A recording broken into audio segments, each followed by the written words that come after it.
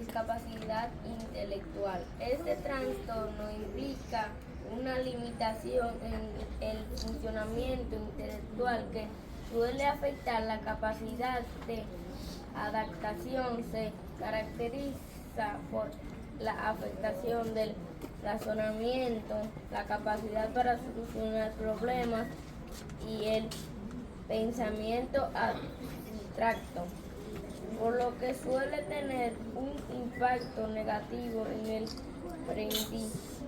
aprendizaje académico con niveles de gravedad que van desde el más leve al profundo.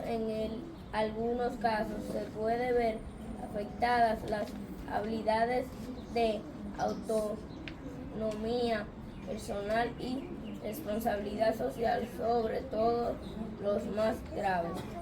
Trastorno de atención con hiperactividad. Se caracteriza por un patrón persistente de falta de atención que puede estar acompañado o no de hiperactividad e impulsividad. Existe una dificultad para prestar atención durante un tiempo prolongado, incluso en actividades hacia las tareas, por lo que generalmente afecta los resultados académicos. Cuando la falta de atención acompaña con hiperactividad, se manifiesta con un comportamiento impulsivo e inapropiado. Trastorno del espectro del autismo. Se trata de una deficiencia consistente en la comunicación e interacción social, que se manifiesta a través de dificultades para responder socioafectivamente en las relaciones, utilizar de manera adecuada el lenguaje extraverbal y adaptar el comportamiento a los diferentes contextos. En muchos casos también aparecen comportamientos repetitivos y un patrón de intereses muy limitado y anormal para la edad. Estos trastornos se acompañan de hábitos muy rígidos y una hiperreactividad ante los estímulos del medio. Trastornos motores. El trastorno motores de las habilidades motoras se manifiesta a través de una deficiencia de coordinación de los movimientos, una torpeza generalizada. Los pequeños que sufren este tipo de trastorno presentan problemas para coordinar su cuerpo a un nivel inferior del esperado por su edad y coherencia intelectual. Trastorno fonológico. El trastorno fonológico infantil, conocido como trastorno de los niños de los sonidos en el habla o dislexia, consiste en la dificultad por parte del niño que lo padece en forma sonido al hablar. A medida que los niños crecen, tienen problemas en formar ciertos sonidos. Tienen dificultad que experimentan para entender, comprender y reproducir el lenguaje. Dislexia evolutiva, dislexia funcional, dislexia orgánica y dislexia audiogena. Trastorno de la excreción. El trastorno de la excreción, llamado enuresis, se define como la emisión de orina de forma repetida en la cama o en la ropa, ya sea de manera voluntaria o involuntaria, en niños de 5 años de edad o más que no es debido a una afectación médica como la diabetes o una infección del tracto urinario en compresis. se caracteriza por la eliminación de forma involuntaria de excrementos ya formados, semiformados o líquidos repetidamente en lugares inapropiados para ellos, es decir, en la ropa o el suelo. Trastornos alimentos y de la ingestión de alimentos. Los trastornos alimentarios se caracterizan por alteraciones graves de la conducta alimentaria. Esos son trastorno pica, trastorno de ruminación y trastorno de la ingestión alimentaria de la infancia a la niñez.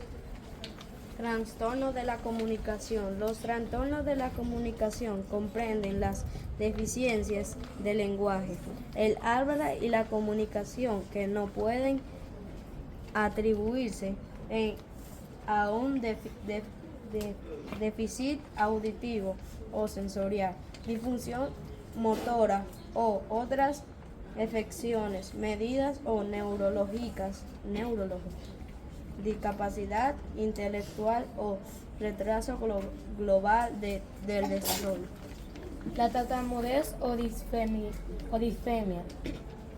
es un trastorno del habla y del ritmo bastante común, caracterizada por una alteración involuntaria de la fluidez verbal. Suele evitarse por la repetición de sonidos, sílabas o palabras bloques al hablar o pausas prolongadas entre sonidos y palabras. La tartamudez o disfemia es un trastorno de habla y del ritmo bastante común, caracterizada por una alteración involuntaria de la fluidez verbal. Suele evitarse por la repetición de sonidos, sílabas o palabras, bloqueos al hablar o pausar prolongadas entre sonidos y palabras. Trastorno de la comunicación social.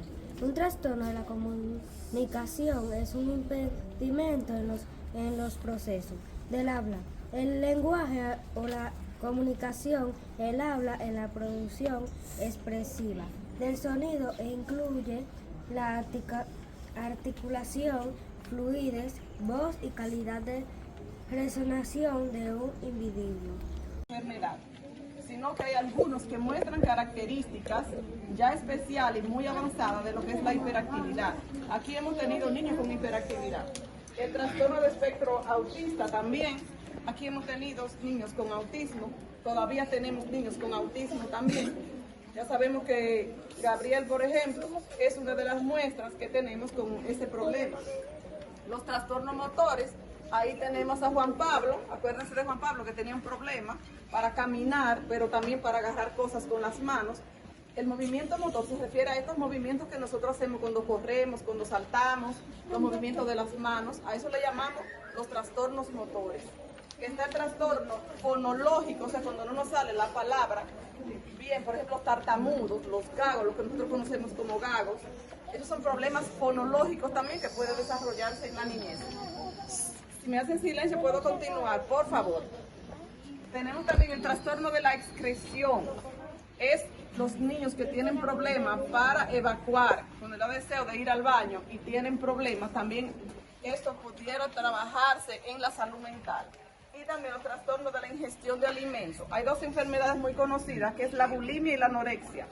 La anorexia es que no le da deseo de comer, porque se ven gordos en el espejo. Y la bulimia también se ven gordísimos, y lo que hacen es que comen, pero luego la vomitan, la comida, no la sostienen. Es una enfermedad mental también.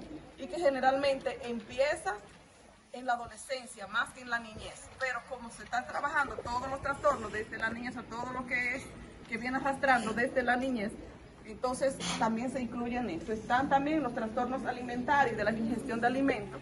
Hay niños que no quieren comer, que hay que trabajar también la salud mental, cuando no quieren comer nada, no les gusta casi nada, y quizás tal vez 2 o 3 alimentos, etcétera, entre otras partes.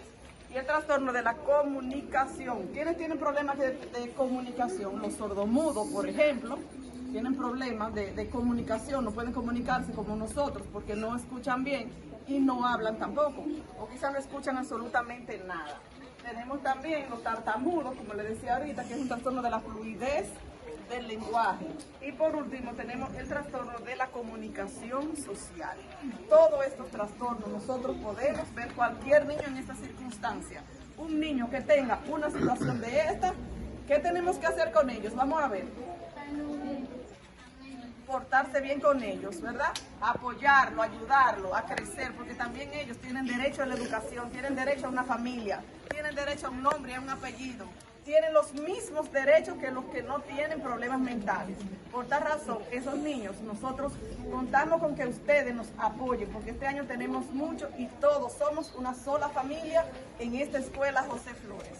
Así es que gracias, hasta aquí este tema, pero quiero presentarle otro tema que quedó desde ayer pendiente, que no se pudo presentar, pero de manera breve.